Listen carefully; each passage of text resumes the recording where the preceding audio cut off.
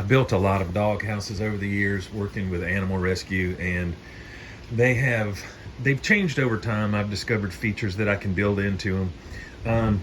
This particular one is just a wooden dog house. So this is in the state of Georgia. It doesn't get particularly cold here.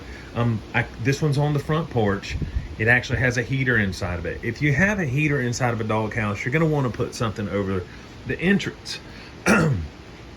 Go on Amazon and search for clear PVC, and you just want to find a sheet of clear PVC.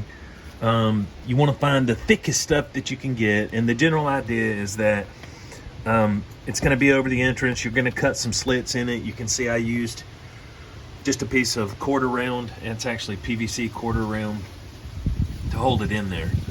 And this one has a K9 Ballistics dog bed in it. They're not cheap, they're pretty expensive. And then in the back, you can see it has that's an Acoma hound heater mounted on the wall. You're supposed to mount those on a vertical surface, so it's really, whether or not you could mount one on the inside of an igloo remains to be seen. The manufacturer doesn't recommend it.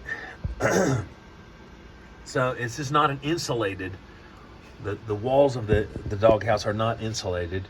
But if you were in a northern climate, you would definitely want to do that when you built the doghouse. The K9 Ballistics dog bed, that thing's probably 6 or 8 inches thick. It's a lot of insulation on the bottom side of it. That heater has a thermostat in it, and you can make it from 35 degrees if you had a husky or a dog with a thinner skin and shorter hair. You could go all the way up to 80 degrees. But you're going to need some way to keep the heat in. So you've got to put a door over it, a door flap. And one of the other things that I've used, I go to Home Depot and I'll buy these mats like this. And then what I'll do is I'll just cut a piece of the mat, put it over the entrance, and I'll cut slits in it with a box knife.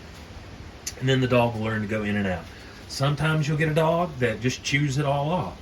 And it may take them some time to learn how to keep that on there. This is better as far as insulation goes. I prefer, if I was going to build one for a dog, a lot of people are using shavings. I prefer wheat straw. If you're stuck with just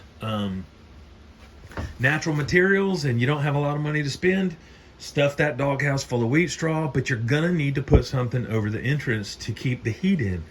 Because at that point, the dog's body heat is the only thing that is heating up the inside of the doghouse. And consider this, the smaller the space, the less the dog has to heat up with his own body. So that's why I prefer igloo doghouse styles in that situation. But if you don't put a flap over the entrance, it's just not going to help. I mean, it'd be the same as if you left your front door standing open in the middle of winter. It's just going to be just as cold on the inside as it is on the outside. All right, that's all I have to say about that. If you have any questions or comments, just leave it down below.